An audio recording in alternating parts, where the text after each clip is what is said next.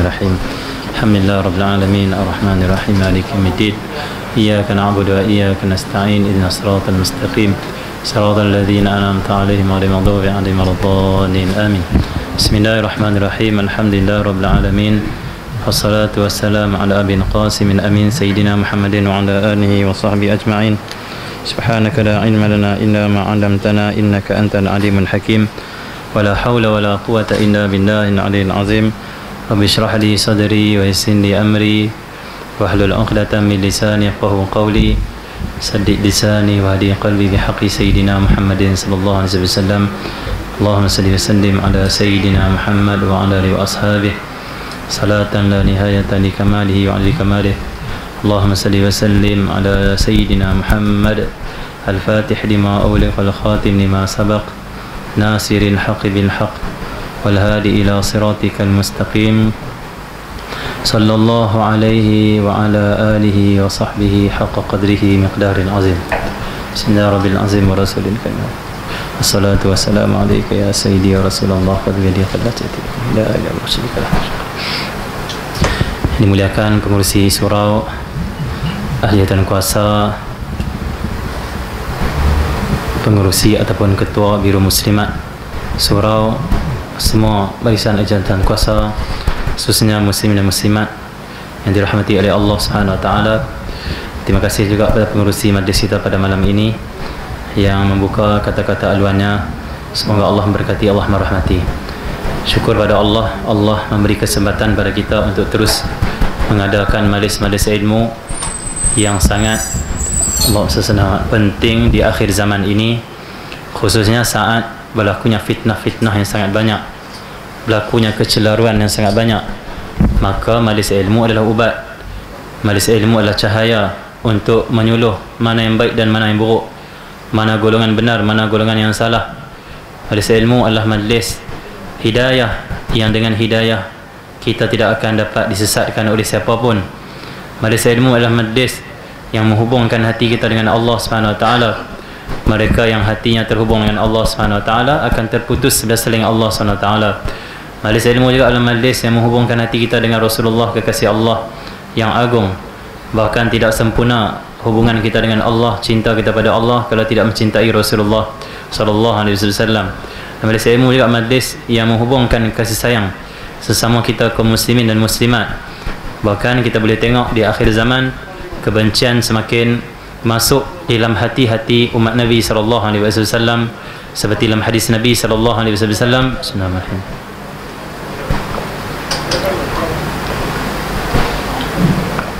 Seperti dalam hadis Nabi sallallahu alaihi wasallam, sungguh kata Rasulullah, terjangkit kepada kamu wahai umat, khususnya umat akhir zaman, da'ul umam, penyakit-penyakit umat-umat terdahulu. Allah SWT kata para sahabat, wahai Rasulullah, siapakah umat-umat terdahulu? Kata Nabi SAW, mereka adalah Yahudi dan Nasrani. Penyakit itulah al-hasad wal-baghdha, hasad dan juga saling benci-membenci. Maka majlis ilmu lah majlis yang akan keluarkan kebencian sesama kita, yang akan keluarkan kebencian sesama kaum muslimin mukminin. Karena majlis ilmu adalah majlis rahmat, yang dengan rahmat itulah kita akan berkasih sayang sesama kita kerana Allah Subhanahu wa taala.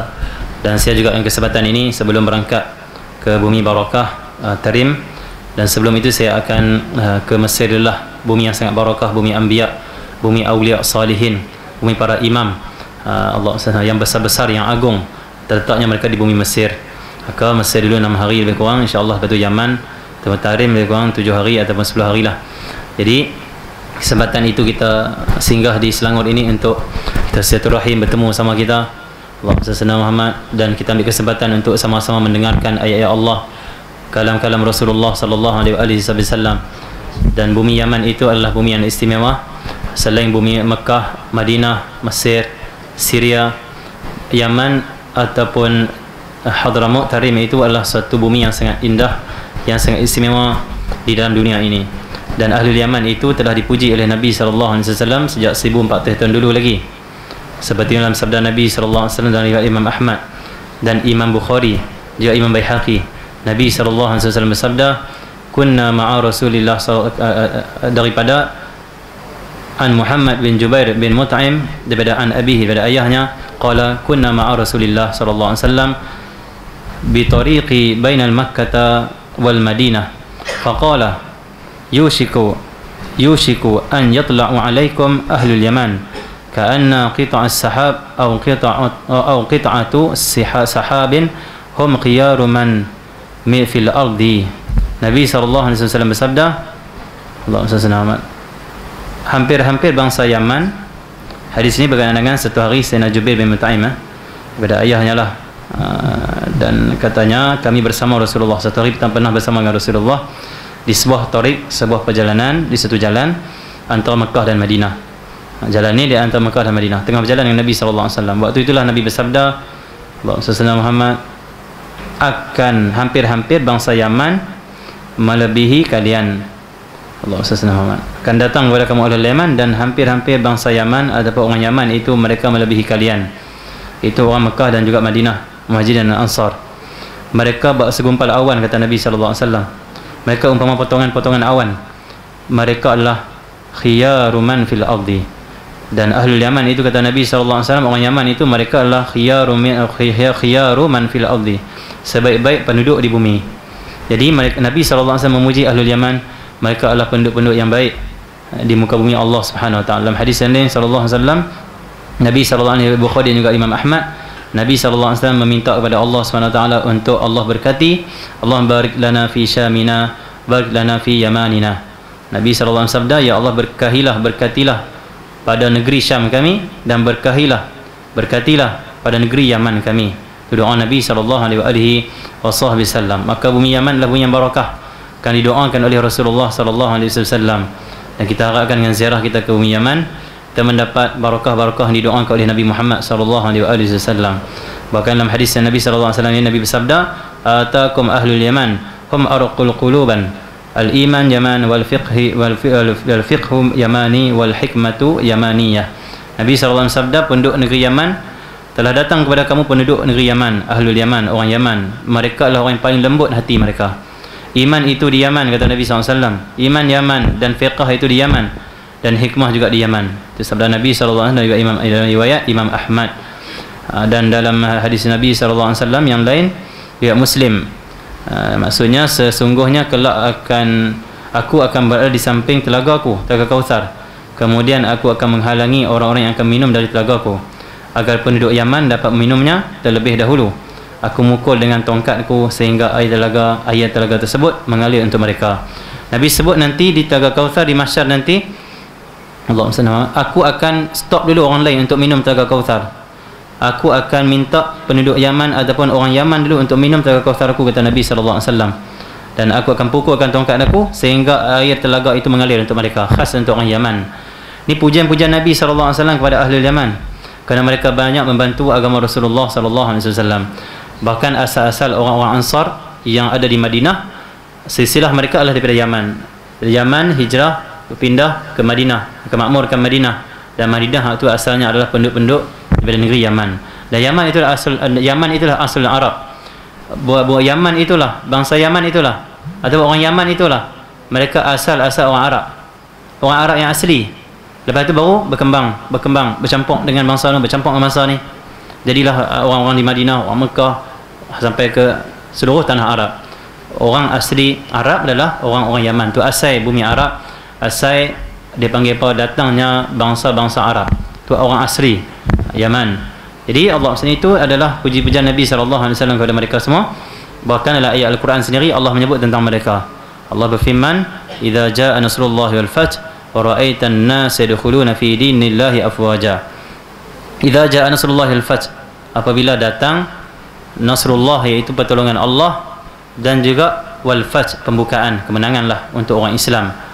Allah wa ra'aitan nas, kata Allah Subhanahu wa ta'ala, Rasulullah, engkau lihat manusia itu, wa ra'aitan yadkhuluna fi dinillahi afwaja, mereka masuk ramai-ramai ke dalam agama Allah secara berbondong-bondong, berkelompok-kelompok, afwaja.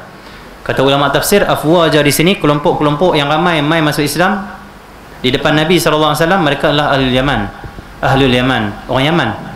Orang Yaman mai beramai-ramai, rombongan yang ramai, yang sangat ramai, mai semua masuk Islam.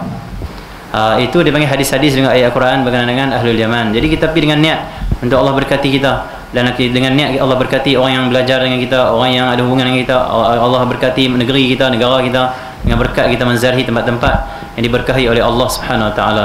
Dan alhamdulillah, syukur pada Allah, Allah memberi kesempatan pada kita untuk bersama pada malam ini sebelum kita pergi ke tempat yang mulia, insya-Allah. Moga Allah permudahkan. Dan kita juga berada di suasana PKP, suasana COVID-19 ini penuh dengan hikmah daripada Allah SWT. Ketahuilah kita semua, tak lama lagi akan datang zaman Dajjal. Lah ni dah zaman Dajjal, tapi bukan Dajjal yang Nabi sebut akan keluar tu. Ni Dajjal yang dimaksudkan oleh Rasulullah dalam hadis yang lain, 30 Dajjal. Sebelum datangnya Dajjal akan datang 30 Dajjal. Mereka pemimpin-pemimpin, bukan mereka orang biasa, pemimpin. Mungkin presiden dia, pemimpin mereka. Dan mereka ini adalah orang yang sangat berpengaruh dalam dunia ni. Dan apa yang mereka buat adalah untuk merosakkan manusia, malingkan manusia daripada mengikuti ajaran Nabi Muhammad SAW. Dan di antara yang mereka buat adalah untuk membunuh manusia, untuk menyakitkan manusia, untuk menguasai ekonomi, menguasai dunia ini. Itu Dajjal yang sedang memerintah pada saat ini. Allah SWT. Bukan semua pemerintah yang ada di negara-negara dalam dunia ini Dajjal, tapi ada sebahagian Dajjal. 30 Dajjal kata Nabi SAW. Dan Allah SWT, sebelum datang ke zaman Dajjal yang besar itu, maka Allah jadikan COVID-19 ataupun wabak yang tersebar pada saat ini. Di antara hikmah-hikmahnya adalah ini adalah sebagai latihan kepada kita untuk menghadapi zaman yang lebih mencabar. Allah SWT. Dalam hadis Nabi SAW, bila datang zaman Dajjal, paling selamat adalah orang yang berlindung, orang yang sembunyi, orang yang tidak keluar daripada rumah dia untuk melihat atau berjumpa dengan Dajjal. Maksudnya PKP juga zaman Dajjal nanti. Tapi tak tahu lah PKPP ke, PKPB ke, PKPP apa tak tahu. PKPD kot, Dajjal lah. Allah SWT. D itu Dajjal. Allah perintah kawalan pergerakan D Dajjal. Mungkin Allah Allah PKPD lah nanti. Lockdown terus lah PKPD ni maksudnya. PKPD mana boleh keluar, diperketatkan. Nanti D itu tukang daripada diperketatkan pada Dajjal. Tak boleh keluar total. Tak boleh pergi Maiden, tak boleh pergi Tesco, tak boleh nak pergi surau, tak boleh nak pergi kalau dia mai ke tempat kita. Tapi kalau dia mai, dia pergi, boleh pergi surau, boleh pergi masjid balik. Kerana takut tersempat Dajjal. Masing-masing kata Rasulullah, elakkan diri jangan bertemu dengan Dajjal, kerana sangat bahaya sihirnya, kerana sangat Allah SWT indah dan juga terpikat, sangat memikat apa yang dia bawa. Dia akan bawa syurga. Apa maksud syurga? Segala kenikmatan yang ada di dunia ni, kemewahan, kenikmatan. Kalau mak-mak kita, makcik-makcik kita, kak-kak kita suka gelang, dia main gelang. Dia kata makcik suka gelang kan. Gelang satu lori, satu trailer nak gelang, bebek semua nak pilih nak ambil. Satu trailer ni pun ambil. Ikut tak ikut? Allah SWT. Oh, tak boleh kira tu. Abang-abang kita ni suka apa? Allah SWT. Ni anak-anak muda suka PUBG. Dia akan buat satu PUBG, ni contoh lah. Dia akan buat satu sihir. PUBG tu kita tak payah main dia, kita masuk lawan sendiri dalam PUBG. Kita jadi watak PUBG tu. Nama apa yang duk tembak tu? Ada watak nama dia? Nama dia tak? Saya tak tahu, saya tak minat PUBG, tak main game. Saya tak minat game lah. Okey ya. Cik-cik lu minat main game ulang je lah. Di handphone ayah kita Nokia 33 sekupang. Tu bahasa Kedah lah, 33 sekupang. Game ulang lah kita dulu waktu zaman muda kita. Jadi Allah SWT Muhammad, dia akan main. Orang yang minat Mobile Legend, suka main Mobile Legend, dia akan kata masuk terus, kamu lah jadi Mobile Legend tu, kamu lah, kamu diri tu, watak tu kamu lah. Terpengaruh tak pengaruh anak-anak muda? Dia kata kamu minat Ultraman, anak-anak kita, kamu jadi, aku jadikan kamu Ultraman, jadi Ultraman. Sihir. Dia nampak kita macam Ultraman, kalau keluar dengan kuasa semua cukup sihir. Maksudnya dia bawa apa yang diminati oleh kita, kenikmatan dunia. Syurga Nabi kita SAW, Nabi kita syurga. Tapi syurga dia itulah neraka Allah, kata Nabi SAW. Kerana siapa ambil kenikmatan yang diberi oleh Dajjal, dia akan kafir, dia akan ikut Dajjal. Maka bila dia ikut Dajjal, ambil syurga Dajjal, maka itulah neraka Allah. Maksud neraka Allah dia, ikut Dajjal, kafir dia. Ini cabaran. Maka zaman itu tak lambat lagi, zaman itu yang terbaik adalah PKP, iaitu lockdown, iaitu kita duduk di rumah, jangan keluar untuk bertemu dengan Dajjal. Dajjal ni dalam satu fatwa ulama, satu kitab karangan Al-Imam Ibn Hajar Asqalani, kata salah saya, kitab Hari Kiamat, itu dia panggil bab akhir zaman. Satu fatwa ulama, imam lah, imam-imam terdahulu salafun salih mengeluarkan fatwa, siapa yang keluar untuk melihat apa yang Dajjal bawa, bukan nak ikut, nak pergi tengok saja Dajjal bawa apa, kafir dia waktu keluar tu, terbatal iman dia, murtad dia. Kerana Nabi larang keras, jangan ikut, jangan pergi, jangan keluar. kita seolah memandang rendah dengan hadis Nabi, larangan Nabi SAW, murtad orang tu, na'udzubillah. Terbatas iman dia, bila dia keluar saja dia akan ikut Dajjal. Walaupun dia ulama, walaupun orang alim, walaupun orang soleh. Bahaya, na'udzubillah min dhalik. Sebab dalam satu hadis Nabi SAW dalam kitab Iqtarabatis Sa'ah, karangan Syekh Ahmad Fahmi Zamzam, kata dia, dia ada satu riwayat hadis macam tu, ada seorang ni kata Rasulullah, orang alim, orang berilmu, ramai pengikut. Dia ni satu hari Dajjal main tempat dia, dia kata kat pengikut dia, dia kata, aku ni bila Dajjal main, aku akan keluar pada rumah, akan debat dengan dia. Dajjal akan kalah debat dengan aku. Aku nak debat, nak kalahkan dia, dia bukan Tuhan. Tuhan ni adalah Allah semata-mata. Dia bukan Tuhan. Aku nak debat dengan dia, aku akan menang. Orang alim, pandai tauhid, mungkin PhD pula dari universiti tu dia menang debat. Jangan suka debat tu, jaga PhD suka debat tu, takut debat Dajjal pula ni. Maksudnya apa bahayanya? Dia keluar, kata Nabi SAW, bila dia keluar sebagai penentang Dajjal, pembenci Dajjal, bila dia keluar dan bertemu dengan Dajjal, kata Rasulullah, dia jadi pengikut setia Dajjal. Dia jadi PA terus, jadi PA. Allah SWT, pengikut setia, kata Nabi SAW. Tidak ada siapa boleh tahan apa yang ditawar oleh Dajjal, apa yang dibagi oleh Dajjal, kecuali betul-betul orang dipelihara oleh Allah Subhanahu Wa Taala. Orang yang mengamalkan surah Al-Kahfi, orang yang menghafaz surah Al-Kahfi. Kita pun ada Al-Kahfi ni production. Jadi Al-Kahfi, surah Al-Kahfi, 10 awal atau 10 terakhir. Itu dalam hadis Nabi SAW. Kenapa kita baca surah Al-Kahfi tak dipengaruhi oleh Dajjal? Banyak ulama syarah. Habib Al-Qadani ada syarah. Guru saya muhadis Syekh Yasir Syihri di Yaman, dia pun mensyarahkan juga kenapa orang baca 10 ayat, hafal ayat awal surah Al-Kahfi, dia selamat dari Dajjal. Riwayat Bukhari. Bismillahirrahmanirrahim. Karena di dalam ayat ini permulaan dia adalah Alhamdulillahilladzi anzala ala 'abdihil kitaba wa lam yaj'al lahu 'iwaja. Permulaan kalimah dia adalah alhamdulillah. Alhamdulillahilladzi. Alhamdulillah. Apa itu alhamdulillah? Segala puji bagi Allah. Dan kalimah ini dipanggil kalimah syukur. Orang yang nak zahirkan kesyukuran pada Allah sebut alhamdulillah. Alhamdulillah. Okay, jadi Allah SWT, alhamdulillah. Apa maksud orang yang ucap alhamdulillah? Orang yang ucap alhamdulillah adalah orang yang tauhid pada Allah SWT. Tauhid, ahli tauhid tu. Kenapa kita ucap alhamdulillah? Kenapa hati kita tergerak untuk ucap alhamdulillah? Hati ni nak rasa ucap alhamdulillah kerana hati ni, mata hati ni pandang Allah bagi, bukan orang bagi. Orang asbab.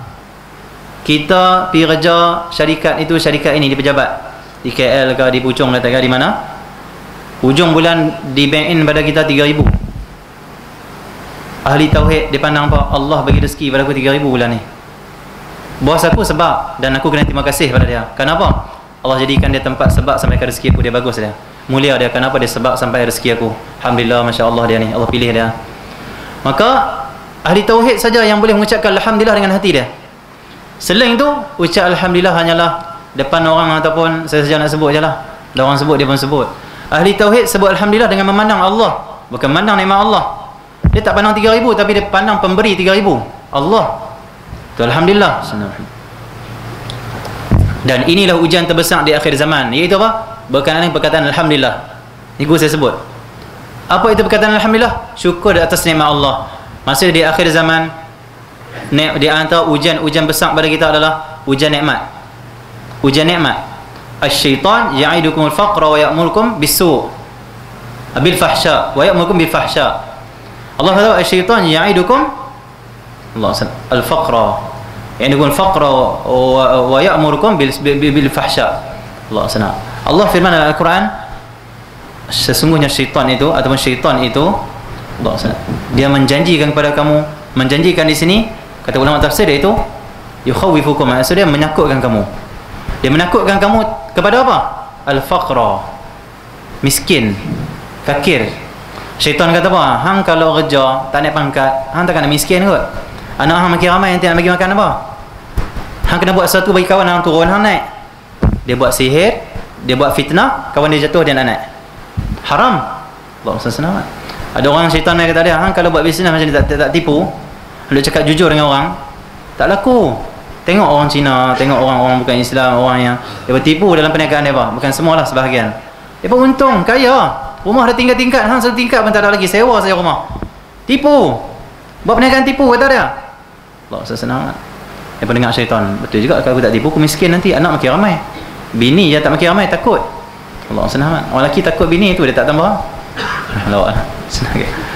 Allah senang. Jadi Allah senang, dah orang lelaki berani ya. Cuma bini tak takut kita tak masalah. Kita dah berani pada bini kita. Lawan kita ni berani lawan. Kita takut bini kita, tapi bini kita pula tak takut pada kita, tu masalah. Kita dah garang dia pula tak takut pada kita, habis selesai. Tak ada apa-apa. Melawak cik-cik jangan marah ni, melawak. Bergilang ngantuk sebab lewat dah ni, tengah malam dah. Okey. Jadi Allah senang Muhammad. Jadi alhamdulillah, kalimah alhamdulillah. Jadi syaitan ni takut kita dengan fakir sampai orang sanggup nak dapatkan jawatan, sanggup buat macam-macam. Dia tengok dia tak ada tanah, dia tengok dia tak ada rumah, tak ada kereta, sewa dia risau. Nanti aku miskin macam mana? Nanti orang halau rumah aku dah macam mana? Macam mana ni? Aku nak beli tanah, aku nak macam mana? Aku nak buat apa? Akhirnya jatuh dalam haram. Akhirnya kata Rasulullah dalam hadis riwayat Imam Ahmad, hadis sahih, kata Rasulullah, di akhir zaman nanti orang dah tak peduli daripada mana sumber pendapatan dia, halal atau haram. Halal pun ambil, haram pun ambil. Janji untung. Untung lama mana? Kalau kita dapat pangkat dan juga duit sebulan 5,000 dengan penipuan, 5,000 tu takkan nak beli neraka kot. 5,000 masuk neraka pada tak? Lebih baik kita hilang 5,000 dapat 1,000 tapi kita masuk syurga sama-lamanya. 5,000 dengan syurga mana ada nilai? 5,000 umpama debu saja. Syurga tu sama-lama nikmat. Dapat pangkat 5,000, lama mana nak dapat pangkat dan jawatan ataupun gaji 5,000? Saya bilang dia kalau KL 5,000 sikit, 5,000 macam 1,000 lah. 50,000 lah, 50,000. Kita kalau Kedah, kalau Stang 5,000 tu orang kaya. KL sini Selangor 5,000 tu bukan orang kaya, maksudnya orang biasa lah, orang yang pertengahan. Sebab ni kos sini tinggi ya. Tadi pun saya pergi makan satu kedai, orang bawa dia makan 3 orang lah, makan sikit-sikit lah, RM100. Masya Allah. Tapi kedai elok lah, mungkin ada cas sebab elok lah. Orang bawa lagi tepi je lah. Jadi Allah senang RM100. Saya tak pernah makan di sana RM100 3 orang.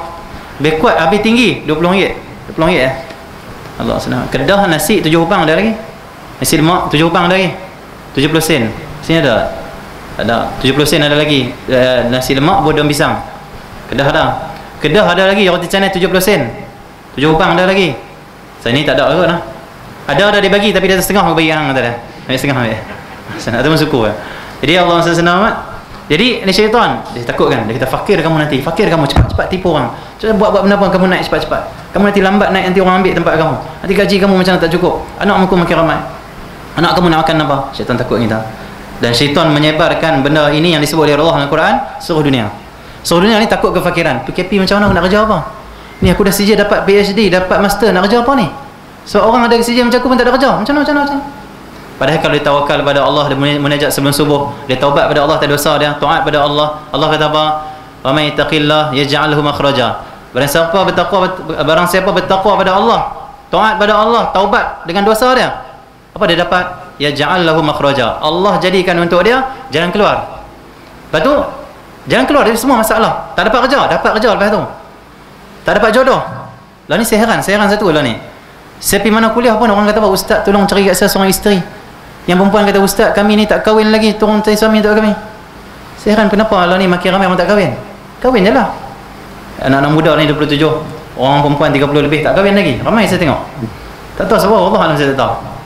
Mungkin Nabi sebut tentang nanti akan ada zaman wanita itu 50 orang perempuan, seorang lelaki. Ramainya anak-anak perempuan ataupun ramainya muslimah, kaum wanita ini, kaum Hawa ni, alamat kiamat. Nak dekat kiamat, kata Rasulullah, 50 orang perempuan, seorang lelaki, nisbah dia. Satu hikmah tu kahwin banyak lah. Nampak, tak marah lah perempuan. Boleh selamatkan lah ramai orang. Saya melawak lah. Tapi siapa nak buat takut apa. Buat je, tak apa, insyaAllah. Jadi halal insyaAllah, buat kerana Allah SWT. Tak mampu. Dan kita boleh jaga, kita boleh adil. Kita ada duit, kita ada kekuatan, ada kesihatan. Sila, tafadhal. Bincang baik-baik, jaga baik-baik, bagi keduanya kesenangan, elok-elok. Okey ya. Jadi ramai orang tak kahwin ni. Wallah saya tak tahu, Allah alam. Ramai tak kahwin, ramai sangat tak kahwin. Yang mengaji yang saya di sana, kalau tiap-tiap malam lah, lebih kurang 30 orang atau 40 orang macam tu lah ngaji kitab tiap-tiap hari tu. Majoriti 80% semua tak kahwin lagi, anak muda. 27, 30, 25, 26, 30, 33, 34. Jadi depan ni pergi mana orang perempuan tak jumpa ke depan ni? Heran juga. Jadi semua kita suruh solat hajat dan minta jodoh insya-Allah daripada Allah SWT. Syaitan apa tu pergi sampai tu? Pening lah tu. Jadi Allah SWT, alhamdulillah, syaitan ni menakut-nakutkan. Asy-syaitan ya'idukum faqra wa ya'murukum bil fahsya. Dia takutkan kamu tentang kefakiran, duit tak ada, miskin, dia risik. Miskin nanti kalau tak dapat jawatan tu. Miskin nanti kalau tak ada tanah. Miskin nanti kalau tak. Syaitan akhirnya orang takut hidup. Akhirnya orang tinggal amal soleh. Allah kata apa? Wa amal soleh taat pada Allah, lebih jalan keluar.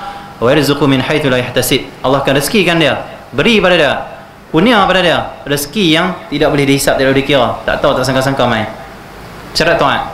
Kalau seorang, saya ambil lagi 10 minit, 9.30 boleh nanti. 9.30 boleh. Allah senang. Alhamdulillah saya tengok, syukur saya tengok ramai sangat penuh, macam nak pecah surau ni. Alhamdulillah, syukur lah. Itu satu nikmat Allah bagi pada kita semua. Alhamdulillah, semua pun ikut SOP semua. Alhamdulillah, itu kita kena abang lah, adalah ni insyaAllah. Ya Allah, saya nak ikut semua ikut SOP. Alhamdulillah, sekerja semua bagi baik. Alhamdulillah, semoga kita dipelihara oleh wabak daripada penyakit semua insyaAllah. InsyaAllah majlis ni rahmat, tidak akan ada penyakit. Majlis ni rahmat, majlis ni syifa, majlis ni malaikat turun doakan kita, takkan ada penyakit insyaAllah. Mungkin ada orang kata kamu majlis ilmu dapat penyakit. Tak. Mungkin kamu singgah kedai dulu, mai sini. Majlis ilmu takkan dapat penyakit dalam ni insya-Allah. Kenapa? Keampunan, berkat, pandangan Allah, ridha Allah. Allah SWT, kesukaan Allah, kesukaan malaikat. Malaikat doakan kita lagi. Bahkan kita jaga pula SOP. Alhamdulillah. Syukur alhamdulillah. Jadi Allah SWT Muhammad. Jadi Allah SWT, syaitan disuruh. Jadi kalau kita takwa pada Allah, jangan risau miskin. Apa nak takut miskin? Allah Maha Kaya. Kita tak ada apa-apa, memang tak ada apa-apa, minta pada Allah. Allah segala-galanya. Kita kalau dah rasa Allah Maha Kaya, Allah boleh bagi pada aku, tak rasa miskin sikit pun. Ada seorang ulama, Auliya Salihin, dalam kitab Tazkiratul Auliya. Satu hari Allah SWT, dia duduk di satu tepi jalan, mai seorang orang kaya pada dia. Kata, wahai Syekh, aku nak sedekah pada engkau 70 dinar. Satu dinar lebih kurang 800-900 ringgit lah. Nah, ada 70 banyak lah, 70 dinar. So aku tengok engkau macam miskin lah. Kata Syekh tu, engkau bagi pada aku, engkau lah miskin, aku tak miskin. Itu aku orang kaya, mana aku miskin? Syekh ni kata, wali ni kata apa? Engkau bagi aku 70 dinar, engkau sebab engkau nak ditambahkan lagi kan, kau rasa tak cukup nak tambah rezeki kan. Dia kata, aku bagi sedekah sebab aku nak lebih banyak lagi lah, sebab macam tak cukup lah ni. Engkau miskin kata dia, miskin ni tak cukup, miskin ni tak cukup kata dia. Dan aku kalau engkau tak bagi, bang rasa cukup, alhamdulillah, apa yang ada alhamdulillah syukur. Jadi macam tu. Jadi Allah SWT, kita kembali pada perbahasan kita. Alhamdulillah, kalimah alhamdulillah. Kerana syaitan ataupun dajjal akan bersama dengan iblis syaitan, bersama dengan Yahudi yang memusuhi Islam. Mereka buat apa? Mereka akan bawa menguji. Allah akan uji kita sebab dajjal ni dengan nikmat-nikmat. Maka orang bersyukur pada Allah, orang yang ingat Allah, orang yang pandang Allah dalam nikmat itu, maka dia takkan terpengaruh dengan syaitan. Dengan dajjal. Dajjal akan main buat apa? Sebelum dajjal keluar akan kemarau. Satu hadis 3 tahun, satu hadis 7 tahun, tak salah saya. 7 tahun betul-betul kemarau. Sampai kata Rasulullah, binatang semua mati, tumbuh-tumbuhan semua mati. Sebab tanam kambing mati, sebab tanam ayam mati, sebab tanam pokok mati. Lepas 7 tahun kemarau, tak hujan-hujan, tak hujan langsung 7 tahun. Sebelum datang ke sana kata Rasulullah, hujan akan banyak, hujan akan makin kurang. Tetapi dalam hadis yang lain, saya baca baru ni dalam hadis akhir zaman, saya baca kitab hadis akhir zaman, Syekh apa saya tengok, Syekh Allah SWT yang Mesir tu, Allah SWT Al-Fattah ke apa, dalam kitab tersebut, di antara alamat-alamat kiamat, hujan makin banyak tetapi tidak menyuburkan tumbuhan, tidak beri kebaikan pun. Saya tengok lah, ni hujan banyak lah ni, mungkin tanda akhir zaman kot lah ni, kiamat. Rupanya di antara alamat kiamat, hujan makin banyak tapi tak beri manfaat pada manusia. Jadi banjir, tapi tumbuhan tak jadi elok pun, dia kurang manfaat, tapi hujan banyak. Musibah, bukan nikmat, musibah pula di akhir zaman, na'udzubillah. Jadi, dan sampai bila nak dekat zaman Dajjal, hujan tak turun langsung pula. Dia tak turun langsung, semua mati kata Rasulullah. Waktu itulah Dajjal muncul. Bila Dajjal muncul, dia akan datang ke taman, ke nama apa ni, Crystal Villa. Dia ada ni, sini kita punya flat kita ni, kita punya apartment kita, Crystal Villa. Dajjal akan pergi Crystal Villa. Bukan saya tipu, betul kata Rasulullah, Dajjal akan pergi setiap tempat, dia akan jumpa setiap orang. Dia akan bergerak dengan laju, kata Rasulullah dalam satu hadis, Dajjal akan bergerak dengan laju seperti mana awan ditiup angin. Laju. Tak tahu, mungkin dia guna teknologi jet, mungkin dia guna sihir, dia boleh berjalan, jin bawa dia. Kan jin boleh bawa laju sebab dia bersahabat dengan jin. Jadi iblis apa semua, dia adalah tentera dia. Dia akan datang semua tempat. Dia hidup tak lama tapi dia sampai semua tempat. Sebab tu dia disebut Al-Masih. Apa itu Al-Masih? Banyak berjalan, semua tempat pergi, tapi menyebarkan fitnah dan juga kesesatan. Al-Sayyidina Isa disebut Al-Masih juga, banyak berjalan juga, tapi menyebarkan hidayah. Al-Masih itu banyak berjalan. Allah SWT. Jadi Allah SWT, dia akan main contoh di Rista Villa. Contohlah, contoh harap kita mati lah kot, mudah-mudahan lah tak jumpa Dajjal lah. Kalaupun jumpa, kita harap Allah pelihara kita lah. Bila dia main di sini, contoh Rista Villa, apa dia buat? Lepas ni aku nak abang kat orang kampung semua ni, kat orang Rista Villa semua, hampa bukan ada makanan kan? Makanan akan putus, kata Rasulullah. Sampai tahap ada setengah tempat minuman pun tak ada, makanan pun tak ada. Sampai sahabat kata, wahai Rasulullah, hadis dari Imam Ahmad tu salah saya, dalam hadis akhir zaman lah kita. Sahabat tanya, wahai Rasulullah, kalau kami hidup zaman tu, nak hidup macam mana? Matilah kami tak makan, wahai Rasulullah. Nabi kata apa? Makanan waktu lah subhanallah, alhamdulillah, la ilaha illallah, Allahu akbar. Zikir subhanallah, alhamdulillah, la ilaha illallah, Allahu akbar, subhanallah. Kenyang, kata Rasulullah SAW. Hilang dahaga yang dahaga. Itu karamah keimanan di akhir zaman. Orang yang percaya zikir itu boleh, Allah boleh mengenyangkan kita. Sebab zikir dia akan kenyang. Orang yang tak ada tauhid, dia kata apa? Takkan kenyang zikir. Dia tak percaya Allah boleh kenyang. Selama ni bukan makan dan ayak bagi kita hilang dahaga dan juga kenyang. Tak pernah pun makanan kenyang kita, tak pernah pun ayak hilangkan dahaga kita. Dia asbab. Yang hilangkan siapa? Allah. Kita lapang, kita makan, Allah hilangkan lapang kita. Allah kenyangkan kita. Asbab makan, Allah SWT. Minum, asbab minum, Allah hilangkan dahaga. Itu dia panggil setiap kesan itu lah perbuatan ataupun kuasa Allah SWT. Kerana makhluk ini tidak boleh memberi bekas. Itu akidah hadis sunnah wal jamaah. Makhluk sebab tak ditinggal, Allah SWT kena buat. Jadi Allah SWT, bila Dajjal mai, dia kata apa? Wahai orang Rista Villa, muslimin dan muslimat, rahimakumullah. Allah SWT, Allah alam cakap macam mana. Dia akan beri pidato ceramah setiap tempat dia pergi.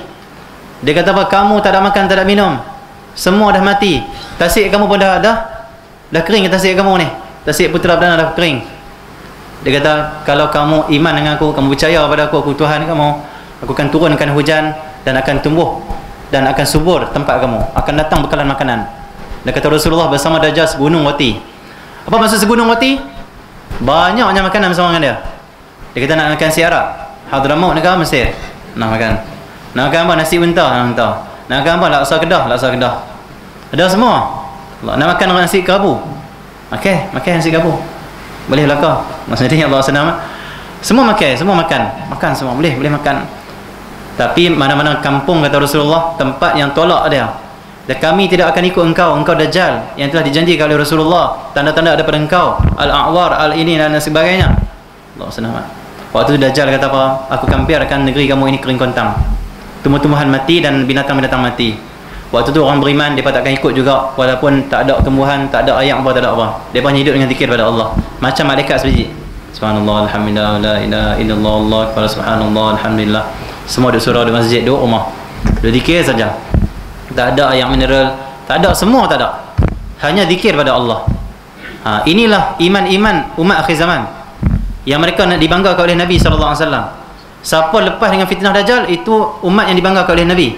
Dahsyat mereka ni, iman mereka tu, dengan tak makan, tak minum, tapi boleh hidup mereka.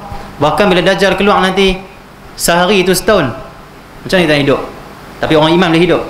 Kata Rasulullah, bila Dajjal keluar nanti, sehari itu umpama setahun. Sehari itu setahun. Maksudnya apa?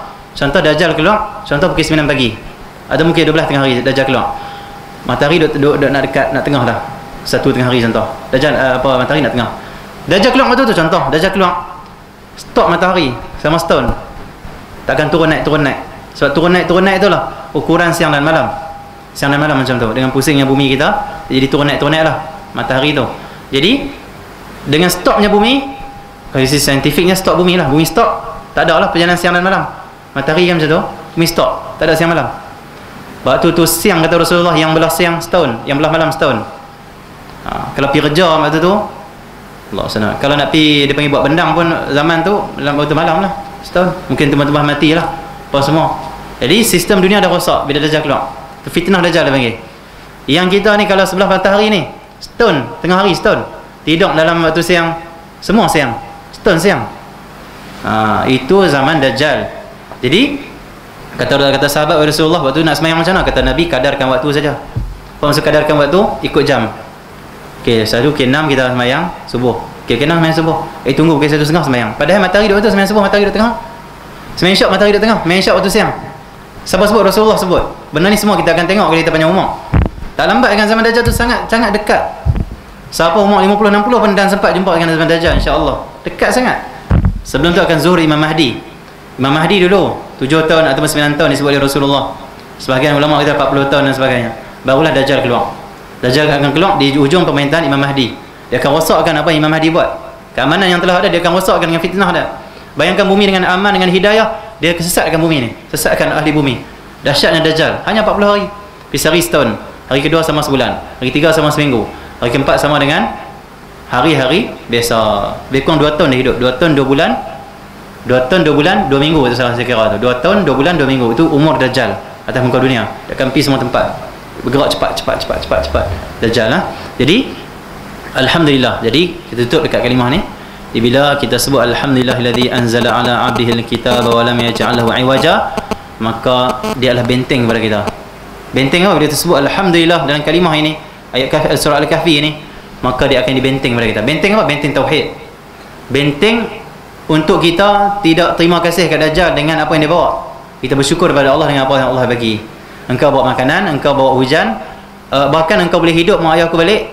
Mak ayah tak hidup lah, dia buat syaitan mengapa lah. Kata Rasulullah, orang kalau tak percaya kepada Dajjal, Dajjal kata apa? Anak tak? Aku hidupkan mak ayah hang balik. Dia hidupkan balik, keluar daripada kubur, keluar daripada tanah. Tapi kata Rasulullah, bukan mak ayah kamu, syaitan lah tu, sebiji lah. Maksudnya akhir zaman syaitan akan menyupai manusia. Sebiji depan kita, kita akan tengok syaitan akan datang ke alam zahir sini. Jadi kita tengok jin banyak masuk ke alam zahir lah ni, alam manusia ni banyak jin masuk. Kenapa? Ini persediaan standby zaman Dajjal. Zaman Dajjal syaitan akan zahir. Akan zahir syaitan. Kita akan nampak syaitan. Allah senang di syaitan zahir.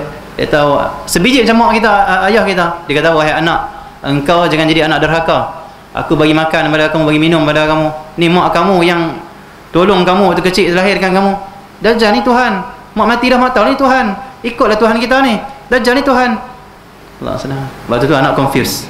Mak aku kata ni, dia dah mati, dia dah jumpa. Allah senang. Tapi orang mengaji hadis akhir zaman, orang yang ada iman pada Allah, dia kata pada Dajjal ni syaitan, wahai Dajjal aku tak percaya.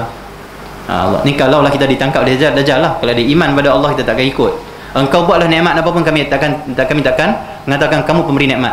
Allah pemberi nikmat. Asbab nikmat ni datang dengan kamu. Allah datangkan hujan.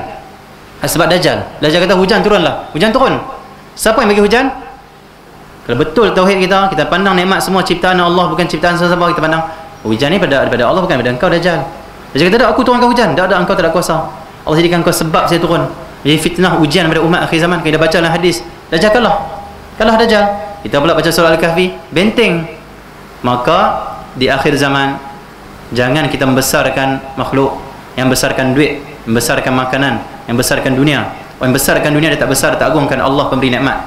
Orang kalau pandang nikmat ni aku buat, aku jadikan sebab aku gaji aku banyak ni, aku dapat benda ni, aku duit banyak sebab tu boleh makan sedap. Pengikut Dajjal nanti, pengikut Dajjal. Kenapa? Dia tak pandang nikmat daripada Allah, dia pandang daripada diri dia. Na'udzubillah, daripada orang tu, daripada orang ni. Lepas tu Dajjal buat nikmat, dia pandang daripada Dajjal. Oh Dajjal buat, ikut Dajjal lah. Dia Allah semua, makan, minum, hidup, mati, itu Allah semua. Jadi Allah SWT Muhammad, di antara hikmah PKP ini, kita dapat standby PKP. Nanti akan datang PKPD, kawal pergerakan ni. Dajjal akan datang nanti, tak lama lagi Dajjal akan datang. Waktu tu duduk di rumah kita, standby dan juga zikir pada Allah banyak-banyak. Yang kedua, di antara hikmah PKP sebagai kesimpulannya, orang-orang yang meninggal pada waktu ini, mereka telah selamat dari fitnah Dajjal. Kalau fahaman ulama Yaman, dia berkata apa? Orang mati Covid tu, kamu tu ada kutuk-kutuk dia apa? Ada orang kutuk, tu lah tak ikut SOP sangat. Lah dia mati, nampak macam mana? Orang cakap SOP pun mati, tak ikut SOP pun mati. Vaksin pun mati, tak vaksin pun mati. Itu hakikat dia, kena terima.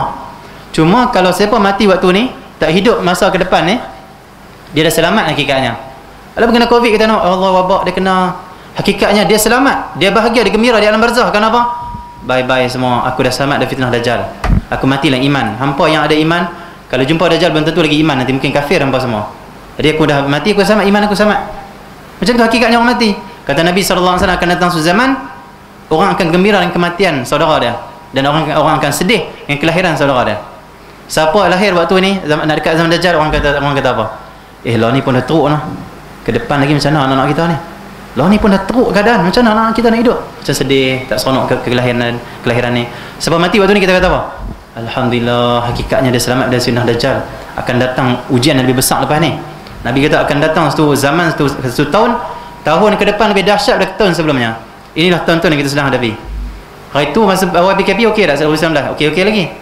Lah ni makin ketat, makin ini. Tengok ke depan macam-macam lagi. Sampailah muncul Imam Mahdi yang akan menyelamatkan dunia ni dengan keadilan.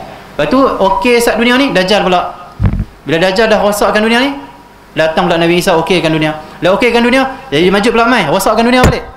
Menajak pada Allah, habis Dajjal Majud. Nabi Isa merintah balik, tak lama lepas tu kiamat pula. Itulah hakikat dunia. Kita duk rasa nak hidup lama, rasa kita kalau dapat sekian, oh aku best apa? Imam Mahdi sendiri pun ujung perintah dia rosak. Walaupun dia orang takwa, orang soleh. Kenapa? Allah jadikan dunia ni balasan untuk orang beriman. Hanya Imam Mahdi tu dapat pahala, dapat dekat dengan Allah, dapat kelebihan, dapat kebesaran. Kenapa dia buat? Cuma rosak apa yang di ujung tu, kenapa? Takdir Allah. Dan dia diberi oleh Allah ganjaran. Maksudnya kita ni nak beri pelok sangat hidup kita dunia ni, tak tahu mana kadang-kadang. Kadang rosak juga apa yang kita usahakan. Kadang hilang juga bahagia kita. Itulah dunia. Jadi nampak dunia ni, aku ni mesti hidup bahagia lepas aku kahwin. Aku lepas dapat pangkat mesti aku bahagia. Siapa kata bahagia? Mungkin bahagia 5 tahun, mungkin 2 tahun, mungkin 2 hari. Lepas tu ada datang masalah ujian. Lepas tu okey balik. Lepas tu ujian balik. Okey balik. Itulah ke depan dunia. Bahkan orang merintah dunia ni pun macam tu. Silih berganti. Orang baik, orang jahat. Orang baik, orang jahat. Orang fasik, orang kafir, orang mukmin. Ni dunia dia panggil. Musibah, tempat masalah dunia. Jadi PKP ni bagus. Maka orang yang meninggal dunia, mereka dah selamat hakikatnya. Kita sedih dengan kematian mereka. Kenapa mereka kena wabak, mereka saudara kita, mungkin adik-beradik kita. Saya pun ada adik-beradik saya yang meninggal dunia. Tapi hakikatnya saya pandang ada hikmah yang besar. Apa? Mereka dah selamat dah. Kita ni hidup yang macam mana? Kena 2-3 hari keluar Dajjal, macam mana kita nak hidup? Tahu yang macam mana? Dengan kita suka dunia, kita suka pada perempuan syahwat lagi, kita suka pada makan sedap, macam mana nak hadapi? Na'udzubillah min zalik. Dibersihkan jiwa kita, zikir pada Allah SWT. Ini yang ketiga, yang terakhir, hikmah PKP ini ataupun Covid ini, Allah gugurkan dosa kita umat akhir zaman. Allah tahu umat akhir zaman banyak dosa. Hak zinanya zina, yang araknya arak, yang judinya judi, yang nipu orangnya, yang curi duit orangnya, yang berniaga bohongnya. Allah tahu umat akhir zaman kotor dengan dosa kita semua dah. Maka Allah timpakan satu ujian musibah, kita sabar dan kita doa pada Allah untuk Allah lepaskan, kita jaga diri kita, maka Allah gugurkan dosa kita. Gugur dosa. Allah jadikan umat akhir zaman walaupun dosa mereka banyak, tapi sebelum mereka mati gugur dosa. Allah sayang pada kita. Ramai orang dari kena musibah macam masalah. Kenapa? Allah nak kita mati nanti kita tak kena azab kubur, tak kena nanti azab di akhirat. Saya ada seorang pakcik jumpa saya baru ni. Dia kata apa? Saya ni selalu kena ujian, kata, accident lah, itulah ini. Banyak ujian kata dia, kesakitan. Saya kata bagus. Itu Allah sayang. Kenapa kalau pakcik kena dah di dunia, di akhirat pakcik tak kena? Nak pilih mana? Nak pilih dunia ke di akhirat kena azab? Kena musibah. Musibah akhirat lebih dahsyat daripada musibah dunia. Allah SWT. Jadi semua ada hikmah dia. Kita tekanan sikit pada waktu ini, Allah gugurkan dosa kita. Allah rahmati kita dan kita akan mati dalam iman dan Islam, dalam keadaan dosa kita diampun oleh Allah. Yang hakikat Allah sayang umat Nabi akhir zaman. Kita umat Nabi Muhammad, kita kena gembira sebab kita jadi umat Nabi Muhammad. Umat yang Allah kata mereka ni akan memenuhi syurga nanti. Allah akan jadikan kita ni penuhi syurga. Kenapa? Itu harapan Nabi. Allah takkan kecewakan Nabi SAW. Jadi jadilah umat akhir zaman yang banyak salat pada Nabi Muhammad, ikut sunnah Nabi Muhammad. Hadis-hadis ilmu yang diasaskan oleh Nabi Muhammad. Sayang surau, kena sayang masjid, kerana ni asas yang Nabi lah yang asaskan tempat-tempat ibadah ni. Sayanglah hadis ilmu, sayanglah ulama, sayanglah kaum mukminin, mukminat ataupun saudara kita, kerana ini semua umat Nabi Muhammad sallallahu alaihi wasallam. Dan yang terakhir, berbanyakkanlah doa pada Allah supaya Allah selamatkan kita, keluarga kita, semua saudara kita daripada fitnah-fitnah yang akan datang dan juga yang ada pada waktu ini. Dan semoga dengan kita banyak bersyukur pada Allah, berzikir pada Allah, bersama kata Rasulullah, hadir majlis ilmu, duduk dengan orang salih, awliya salihin. Semoga kita semua selamat daripada fitnah akhir zaman, punya fitnah Dajjal. Ya Arhamar Rahimin, ya Arhamar sallallahu alaihi wasallam. Alhamdulillah rabbil alamin. Fatihah. Bismillahirrahmanirrahim.